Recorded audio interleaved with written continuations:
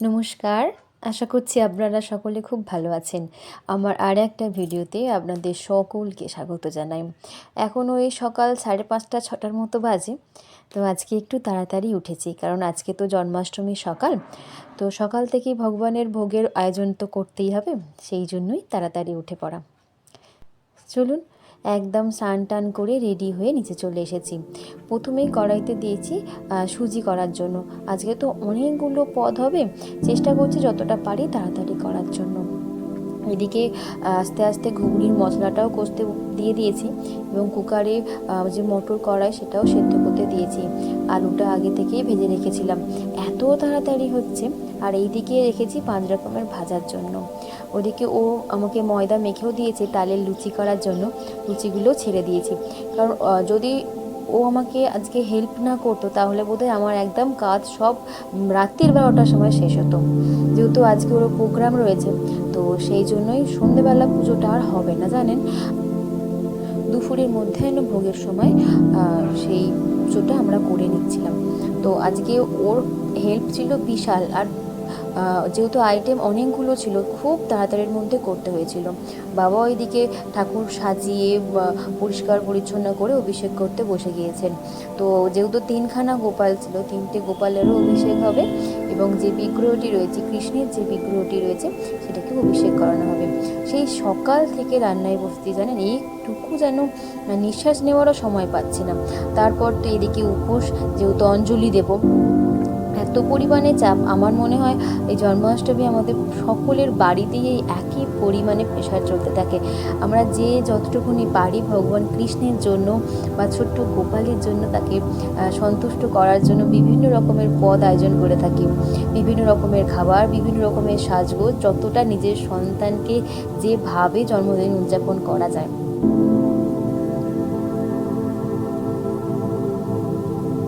চলুন, প্রায় সকলেরই অভিষেকে অংশগ্রহণ করা হয়ে গিয়েছে। তো এবার শেষমেশ বসেছি আমি, যদিও এখনও ওর বাকি রয়েছে। তবে রান্না করব না অভিষেকে আসবো সেটাই বুঝতে পারছিলাম না, অনেকগুলো পদ তো। দাঁড়ান। আর এই গোপালের অভিষেক করতে আমার বরাবরই খুব ভালো লাগে জানেন, একটা আলাদা মনে শান্তি আসে, এত ভালো লাগে, মনটা ভীষণভাবে শান্তি পায়। আর এই ছোট্ট গোপাল অর্থাৎ কৃষ্ণকে মা দেবকী মথুরার কংসের কারাগারে যে কত কষ্ট করে জন্ম দিয়েছে, সেটা হয়তো আমরা সকলেই খুব কম বেশি হলেও আমরা জেনে থাকি আমাদের কৃষ্ণের জন্মের কাহিনী। এবং রাতের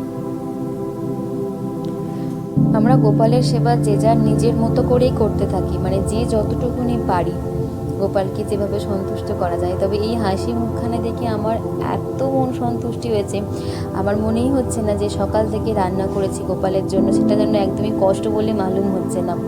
3টে গোপালটিকে দেখেছেন, তবে এই মাঝের গোপালটিকে আমি নিয়ে এসেছি আমাদের এখানকার কালী মন্দির থেকে। ওখানে অনেকে মানসিক থাকে, তো সেখানে পুজো দিয়ে যায়। তো আমি একবার গিয়েছিলাম ওই মন্দিরে মাকে দর্শন করতে, যেহেতু সন্ধ্যেবেলায় গিয়েছি। তো সন্ধ্যেবেলায় গিয়ে ধূপবাতি নিয়ে বা মাকে সন্ধেও দেখিয়েছি এবং দর্শনও করেছি। তারপর হঠাৎ করে দেখলাম এই গোপালটি মায়ের মন্দিরে বসানো রয়েছে, আর দেখেই যেন মনে হচ্ছে ও যেন আমার কোলে ছুটে আসছে। তো ওখানকার যিনি পুরোহিত রয়েছেন, আমি ওনাকেই বললাম যে আমাকে একটু ওই গোপালটা দেবেন। ও বলছে তুমি নেবে? তখন পুরোহিত মশাই আমাকে কথাটা বললেন। আমি বললাম যদি আপনি দেন তাহলে আমার খুব ভালো হয়। তাই জন্যই গোপালটিকে নিজের কোলে করে সন্তান ভেবে নিয়ে এসেছিলাম। এই যে এখানে পুজো হয়ে গিয়েছে, তবে ভোগটা না আগে দেখাতে পারলাম না। তার কারণ এটাই, কারণ ভোগ নিবেদনের আগে নাকি ভোগ কাউকে দেখাতে নেই। বিভিন্ন রকমের আইটেম করা হয়েছে এখানে, তালের ফুলুরি করা হয়েছে, তালের বড়া করা হয়েছে, মালপোয়া, 2 রকমের লুচি, বিভিন্ন রকমের ফল, 5 রকমের ভাজা, একটু গ্রেভি পনির, ঘি, মাখন, ক্ষীর, এবং তার সাথে ঘুগনি, আটকড়ায় ভাজা, চাল ভাজা, চিড়ে ভাজা, দুধ, জল, সুজি, আর এদিকে ছিল একটু সন্দেশ। আর নাড়ু তো রয়েছে, 2 রকমের নাড়ু, খই, মুরকি, আতপ চাল ভাজা। চলুন, পুজো প্রায় শেষের পথে, এখন বাবা আরতি শুরু করেছেন।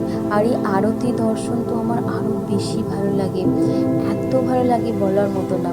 তবে গান ও করছে, যেহেতু কপিরাইটের ভয়ে আমি কিন্তু আর গানের যে মেইন ভয়েসটা সেটা আর দিতে পারিনি। চলুন আপনারাও আরতি দর্শন করুন, আর আমিও আরতি দর্শন করি।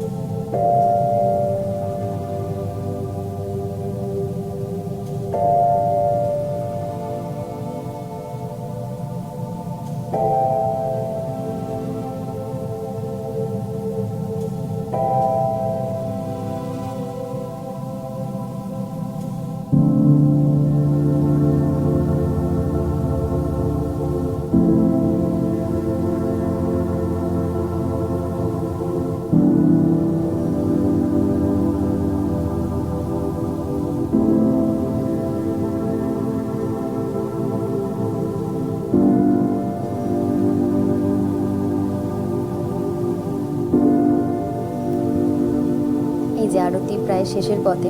এই বাড়িতে পুজোতে আমি অংশগ্রহণ করতে পেরে খুব খুশি, কিন্তু আমার তো ও বাড়িতেও আমার একটি গোপাল রয়েছে, যদিও সেখানে মা, বোন, পাপা রয়েছে, ওনারা ভালো করে পুজো করবে সেটা আমি জানি, তবুও যেন আমার মনটা ভীষণভাবে আনচান করে। পুজো শেষ, সকলকে প্রসাদ দেওয়া হয়ে গিয়েছে, এখন ওই সন্ধ্যে 6টার মতো বাজে। তো আমরা দুজনেই বেরিয়েছিলাম, আমাদের একটু কাজ ছিল। আর আমাদের এখানে গোটা রাস্তা সেজে উঠেছে জন্মাষ্টমী পুজোর উপলক্ষে। সামনে একটি বড় কৃষ্ণের আশ্রম রয়েছে, তো সেখানেই এই পুজোটি হয়। এত বড় পুজো হয়, বিভিন্ন জায়গা থেকে এই পুজো দর্শন করার জন্য বিভিন্ন মানুষ, বিভিন্ন ভক্তরা আসে। তবে পুজো উপলক্ষে যে মেলাটি হচ্ছে, এটি থাকবে টানা 7 দিন, এবং 7 দিনই চলবে শ্রীমদ্ ভাগবত পাঠ, এবং তার সাথে একদম যেদিন বিসর্জন আছেন সেদিন আছে বিশাল পরিমাণের র্যালি এবং প্রসাদ বিতরণ। যদি এই 7 দিনের মধ্যে আমি একদিনও এখানে আসতে পারি, তবে আপনাদেরকেও সাথে করে নিয়ে আসবো এই মেলাটি দেখার জন্য। আগের বারেও আমরা এসেছিলাম, প্রত্যেকবারই প্রায় আমরা আসি। এত সুন্দর হয় এই মেলা, বলার মতো না। ভীষণ আয়োজন করে, বিশাল বড় করে আয়োজন হয়, এমন কোনো স্টল নেই যে এখানে আসে না। মানে ব্যাগ থেকে শুরু করে পর্দা আর হরেক রকমের মালের তো একদম যেন সম্ভার। বিশাল বড় পুজো হয়। দেখেছেন রাস্তার দুদিকে এত পরিমাণে স্টল বসেছে, না জানি মেলার যে মাঠে সেখানে কতটা স্টল বসেছে। মাকে বলেছিলাম যে মা, আমার গোপাল পুজো একটুখানি তুমি ভিডিও করে দিও। তো মা সেই জন্য আমার বাড়ির গোপালের পুজোর যে ভিডিও, পুজো হবার পর যে ভিডিও, সেটা আমাকে পাঠিয়েছিল। এত সুন্দর করে সাজিয়েছিল, একলা হাতে মা আর বোন এত কিছু পদ বানিয়েছে গোপালের জন্য। সবাই যেটুকুনি পারে সেটুকুনি করেছে। তো এইবারে তো আর ওখানে যাওয়া হলো না, সেই জন্য এই ভিডিও দেখেই চোখটা শান্ত করে নিই। আমি না হয় পরে গিয়ে একবার দেখবো। আগের বারে তো ওখানেই ছিলাম, জন্মাষ্টমী পুজোর জন্য গিয়েছিলাম। এত সুন্দর করে সিংহাসনটা বাবা সাজিয়েছিল, বলার মতন। আর গোপাল সোনা গিয়ে একদম দারুণ দেখতে লাগছে, ভাবছে একদম সাজুগুজু করে গোপাল সোনা আমার পুরো রেডি। দেখেছেন আমাদের পেখম রানীকে, ও তো বিশাল খুশি। গপু দাদার যেহেতু জন্মদিন আজকে, তো গপু দাদার জন্মদিনের সমস্ত চকলেট এবং যেটা মিষ্টি খাবার, সেটা কিন্তু আজকে ওর দখলে। তো ওর আগে কিন্তু কেউ নিতে পারবে না। চলুন, আমাদের এদিকে কাজ মিটে গিয়েছে, ধরলুম এবার বাড়ি ফেরার পথ। ততক্ষণ সবাই ভালো থাকবেন, সুস্থ থাকবেন, আর অবশ্যই